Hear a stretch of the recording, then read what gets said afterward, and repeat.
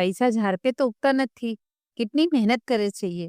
જે વખત બેવેના ઘર ખર્ચાના એક જેવા પૈસા આપવું છે તો એમરજન્સીમાં અમ્માર કેમ પૈસા આપે?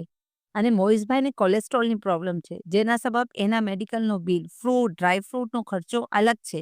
એ પણ અમ્મારને ભરવું પડે છે. કેવી વાત કરે છે દીકરા. બેવે ભાઈ છે, થોડા બહોત કમ જ્યાદા આપી બી દીધા તો શું, પોતાના ભાઈ પે આપી રહ્યો છે. આજ તક તો ઘરમાં આ વાતને લઈને કભી ઇશ્યુ નથી બનો. फिर अचानक નથી, મેં ઘણા વખત से જોઈ રહી છું, બર્દાશ્ત કરી રહી છું. બેટર છે હમારા બેવેના ચૂલા અલગ થઈ જાય. अपनो अपनो खर्चो, अपनी अपनी बचत. શું કહી રહી છે સકીના? કેવી વાત કરે છે બેટા? પણ મને મોહિશને તો પૂછવા દે, એના મનમાં એના ભાઈ વાસ્તે કેવી સોચ છે. જે મેં કહ્યું એમ જ છે. वो आगे रहीने नहीं बोले. મેં બોલી તો રહી છું, મતલબ કે મોહિશ બોલી રહ્યા છે. ના અમ્મી, એને એમ ઠીક લાગે છે તો એમ જ સહી. સાથે રહીને નફરત વધારવા કરતાં અલગ અલગ થઈ જઈએ છે. કંઈ નહીં, મેં મારા સિવા ગૂંથવાનું કરી લઈશ. હમારા ખર્ચો નીકળી જશે. આ બાર બાર સુનવું જ્યાદા તકલીફ થઈ છે. હો અમ્મી, આપે જેમ કહ્યું મેં એમ જ કરું. મોહિશ પેલા રેડી નહોતી થઈ રહ્યા. જેમ આપે બતાવ્યું શીશામાં ઉતારી લીધું. હમણાં તો મને ભાભીમાં કહો છો. વાઈફના આવા બાદ ભાભીને પલટીને જોશો બી નહીં. અરે ભાભી, મેં તમને એવો લાગુ છું? મેં કોઈ જોડનો ગુલામ બનીને થોડી રહીશ.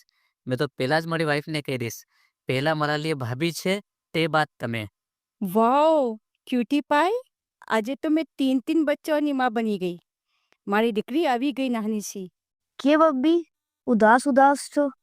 આંખોમાં આંસુ છે? અરે ના દીકરા, કંઈ નહીં, બસ આંખમાં કે ચાલુ ગયું હતું. મારા સ્વીટ હાર્ટનું દિલ દુખવું છે, મૂડ અપસેટ છે, તો ચલો તમારા મૂડને એકદમ ફ્રેશ કરી દઈએ છે. તમારો જ ફોર્મ્યુલા છે. જીવારે બી મન ઉદાસ હોય તો પ્રેઝન્ટ છે અમ્મી કા ફેવરેટ શાહી ડ્રાય ફ્રૂટ મુખવાસ એન્ડ પાન. વાવ અબ્બા, પણ અબ્બા, આપણ આજ મુખવાસ કેમ યુઝ કરે છે? દીકરા, આ ટેસ્ટી અને પ્યોર હોય છે. મુમિનાત બહેનનો મેન્યુફેક્ચર છે.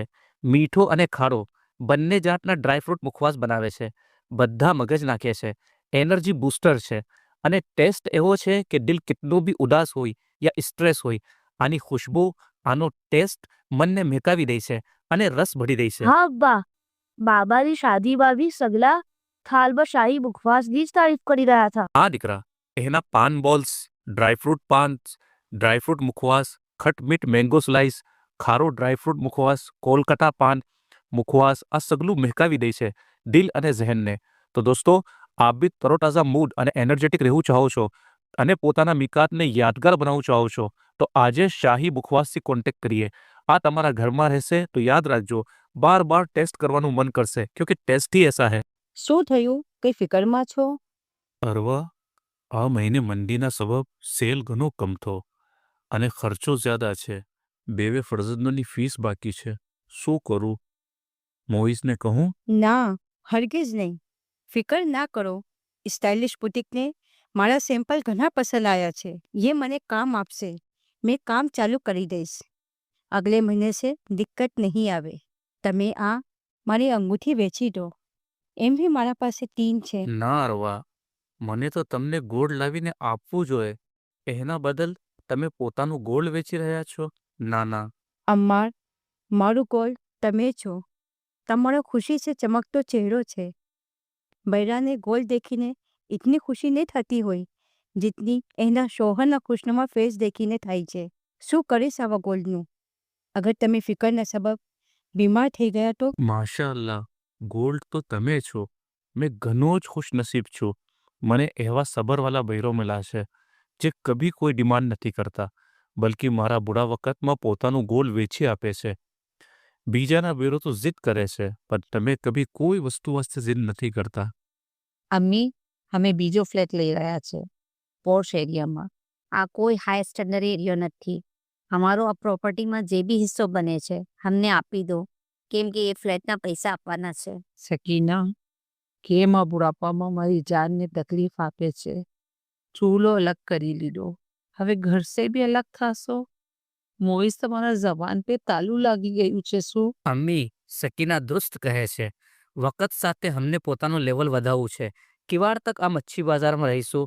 મારું વર્ક, મારો સર્કલ, મારો સ્ટેટસ હાઈ છે. ફાલતુ મોટો ઇશ્યુ ના બને. શિતાબી જેમ મારો હિસ્સો બને છે આપી દો.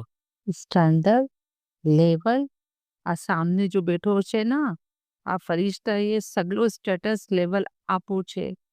કમ ઇન્કમમાં બી તમને પડાયું પોતાનું પેટ કાઢી કાઢીને. આજે આ લાગો કમ સ્ટાન્ડર્ડ વાળા થઈ ગયા. તો અમ્મી, શું આના લીએ પડાયા થો કે મેં જિંદગી ભર એનો બોજ ઉઠાઉં? શું ભાઈએ ઇન્વેસ્ટમેન્ટ કર્યું હતું મારા ઉપર? હવે મને પૂરી જિંદગી ઉતારવું પડશે? જીતનું ભાઈએ મારા ઉપર ખર્ચ કીધું હતું એના સે જ્યાદા મેં ઘર पे ખર્ચ કરી ચૂકો છું. લક્ઝરી બનાવી દીધો છે. બાર બાર આ ગાના ના ગાઓ. કોઈ એહસાન નથી કીધું. બસ બસ અમ્મી, કંઈ નહીં મોઈસ, તમને હમણાં 1 મહિનો છે ને, મેં 1 મહિનામાં કંઈ અરેન્જ કરું છું. નહીં તો મેં આ મકાન વેચીને કોઈ નાના ફ્લેટમાં જતો જઈશ. મેં એ કોઈ पे કંઈ એહસાન નથી કીધું. અમ્મી, હવે તમે કંઈ ના બોલજો પ્લીઝ. જમીલે દીકરા, ના अम्मी, जब तक भाई नहीं आवे मैं नहीं जाऊँ. દીકરા वो दुकान से लेट આવશે, તું કેવા લગ ભૂકો રહેશે? नहीं, मैं नहीं जाऊँ. मैं भाई से अलग नहीं जाऊँ. કેટલી મોહબ્બતથી એના મોટા ભાઈ વાસ્તે જમવામાં બી અલગ નહોતા જમતા ને આજે કેમ એટલો જોશ અને ખુશી से હમે દીકરાની શાદી કરીને વહુ લાવે છે. એક ઉમ્મીદ છે કે ઘરના સગલા રિશ્તા ઓર મજબૂત થશે, પર એના આવા બાદ ભાઈ બહેનોના ઇતના મજબૂત પ્યારા રિશ્તા તૂટવા લાગે છે. કેમ हमारी દીકરીને એમ તરબિયત નથી દેતા કે બેટા એ ઘરને જન્નત બનાવજે, કલેશનો મેદાન નહીં. વાવ, મારો અપોઇન્ટમેન્ટ લેટર આવી ગયો છે. મારો ડ્રીમ જોબ છે આ. બીએડ કમ્પ્લીટ બાદ મને આવા રેપ્યુટેડ ઇન્સ્ટિટ્યૂટમાં જ જોબ જોતી હતી. વાવ, આ નવો ફ્લેટ લકી છે તમારા લીએ. હમણાં તો ખાલી એડવાન્સ આપવા છે ને ખુશખબરી.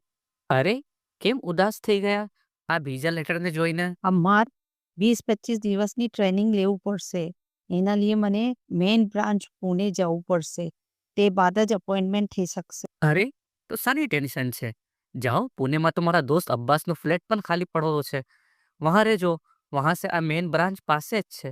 પણ તસ્નીમ, એનું શું કરીશું? એને મેં વહાં નથી લઈ જઈ શકતી. યહાં બી કોના પાસે મૂકીને જાઉં? અરે, ભાભી પાસે મૂકી દો. એ તો એના ઉપર જાન છિડકે છે. ના, હમણાંના જે હાલાત છે હરગીઝ નહીં. હવે શું કરું? અરે યાર ભાભી, શું ડાયરેક્ટ ના કરી દો છો? મામા મામી નહીં સંભાળે તો કોણ સંભાળશે? વાહ, આજ ઉમ્મીદ થી. બાય. સકીના, માફ કરજે, મેં એ તારી સગલી વાતો ઇત્તેફાક સે સુની લીધી. તસ્નીમ મારી દીકરી છે, તું જા તારી ટ્રેનિંગ કમ્પ્લીટ કર. મારા બચ્ચાને મેં સંભાળી લઈશ, બિલકુલ ફિકર ના કર. ભાભીની વાત સુનીને સકીનાને રિગ્રેટ થઈ રહ્યું હતું અને પોતા પર શરમ આવી રહી હતી. સકીના તસ્નીમને ભાભી પાસે મૂકીને ચાલા ગયા. અરવા તસ્નીમને જાન સાથે રાખતા, પણ સકીનાને આવવાને થોડા દિવસ પહેલા તસ્નીમને ચિકન પોક્સ થઈ ગયું, જેના સબબ એના પૂરા બદનમાં દાના નીકળી આવ્યા. અમ્મીને સમજાવવા પર અને ડૉક્ટરના ઇન્સ્ટ્રક્શન મુતાબિક એના लिए ઉબલી સબ્જી બનવા લગી. अरे अब्बी, तबीयत तो तस्दीप भी खराब છે. हमारे लिए કેમ ઉબલી સબ્જી બનાવી છે? દીકરા, વો બચ્ચું ઉબલી સબ્જી ખાય અને તમે સગલા ચિકન ગોશ્ત? ના, જેવા તક એ ઠીક નથી થતા, આ ઘરમાં સગલા વાસ્તે ઉબલી સબ્જી અને પરહેજનું જમન બનશે. અરવાએ માના જેમ તસ્નીમની કેર કીધી. બુખાર હોવાના સબબ રાતભર એને ગોદમાં લઈ બહાર સોફા પર બેઠા રહેતા. આ સગલું મોઇઝ દેખતા અને એને પસ્તાવો પણ થતો. વાવ, આ સર્ટિફિકેટ દેખીને મોઈસ ખુશ થઈ જશે અને મારી ડોલ વાસ્તે આ ટોય, આ ઢેર સારી ચોકલેટ જાતાને ગલે લગાવી દેશે ને. અગર તમે અહીંયા ના ખાધું ના તો મેં તમને અકેલા અંદર રૂમમાં બંધ કરી દઈશ. ફિર ડર લાગે યા રોવો, મેં દોર નહીં ખોલું. બિના જાણકારીના આ સીન સકીના વાસ્તે નાકાબિલે બરદાશ્ત હતું કે અરવા તસ્નીમને દાટીને ધમકાવીને ઉબલી સબ્જી ખીલાવી રહ્યા હતા અને અરવા ભાભીના દીકરા દૂર દરવાજાના પાછળ છુપીને ચિકન ખાઈ રહ્યા હતા. આ જોઈને સકીનાનું ખૂન ખોલી ગયું. તો આ મનસાથી તમારી કે મારો ગુસ્સો, મારો બદલો મારા બચ્ચા સે લો. પોતાના ફરજંદોને ચિકન ખીલાવી રહ્યા છો અને આ માસૂમને રૂખી સૂખી સબ્જી. દિવારેશ તો કહું કે ઇતના ઝઘડા બાદે ઇતના સ્વીટ કેમ, તાકી મારા માસૂમ पे जुल्म કરીને કલેજાને ઠંડક પહોંચી શકો. અફસોસ છે તમારા પર. અરે સકીના, મારી વાત તો સુન. એક લફ્ઝ નહીં, वो तो अच्छू મેં સરપ્રાઈઝ પ્લાન કીધો તો તમારી અસલિયત ખબર પડી ગઈ. મારી આંખો સે સગલું દેખી લીધું. વરના મારા બચ્ચાને ધમકાવીને જાનીને પ્યાર જતાવતા. સખ્ત અફસોસ છે, તમે તો ડાયન છો, ડાયન. બસ સકીના, ઇનફ. આ ફરિશ્તાના लिए આવા અલ્ફાઝ? મેં હંમેશા ગલત રહ્યો. જે તમે દિખાવતા સમજાવતા वो સમજતો ગયો. કેમ કે હકીકત से બેખબર તો અક્સર મર્દ શાદી બાદ આંખ મૂંડીને વાઈફ पे ભરોસો કરે છે અને પોતાના वो રિશ્તેદાર જે સાચું પ્યાર કરે છે એના से દૂર થઈ જાય છે. આ ભાભીએ તસ્નીમના लिए પોતાની જાન લગાવી દીધી છે. રાત સોફા पे લઈને જાગતા રહ્યા છે અને બિના સમજે સોચે એવા અલ્ફાઝ. અને મોઇઝીએ આ સગલી વાતો સકીનાને બતાવી. અને આ દીકરો હુસૈન તસ્નીમના ખાतिर इतना દિવસ से उबली सब्जी ખાઈ રહ્યા था. ये तो તસ્નીમની તબિયત अच्छी થઈ ગઈ તો આજે સગલાના लिए ગોશ્ત બનવું છે. અને આ ઇન્સ્ટ્રક્શન સાથે કે તસ્નીમ સામને કોઈ બી તનાવુલ નહીં કરે અને ભાભીએ તસ્નીમનો સાથ આપવાને ગોશ્તના બજાય આજે બી આ ઉબલી સબ્જી તનાવુલ કીધી છે. મેં એ ભાભીને કહ્યું કે સકીનાને ઇન્ફોર્મ કર દો પણ ભાભીએ કહ્યું કે ના, એના ટ્રેનિંગમાં ડિસ્ટર્બ થશે, ના બતાવજો. સકીનાને પોતાના ઉપર શરમ આવી રહી હતી અને આંખોથી તર આંસુ. એના પોતાના હર કલામ, હર તુચ્છી સી સોચ અને પોતાના બુરા બિહેવિયર પર સખત પછતાવો થઈ રહ્યો હતો. એ અરવાને ગલે લાગી ગયા અને રોઈને માફી માંગવા લગા. અરે કાંડી, તું મારી નાની બહેન છે. દેવરાની જેઠાણીનો રિશ્તો તો બે બહેનો, બે દોસ્તોના જેમ હોય છે.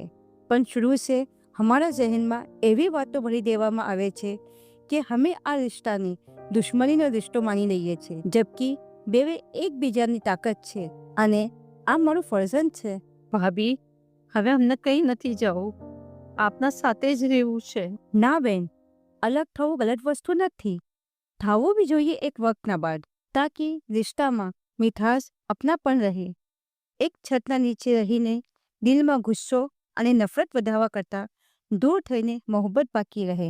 મોઇઝની આંખો ખુલી ગઈ હતી અને સકીનાને પણ અહેસાસ થઈ ગયો હતો.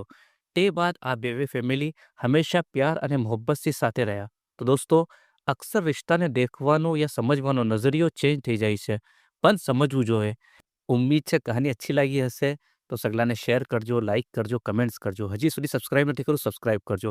અને અગર આપ જેઠાની યા દેવરાની છો અને આપના દેવરાની યા જેઠાની से દિલી મોહબ્બત રાખો છો, એને ટેગ જરૂર કરજો. શુક્રિયા દોસ્તો.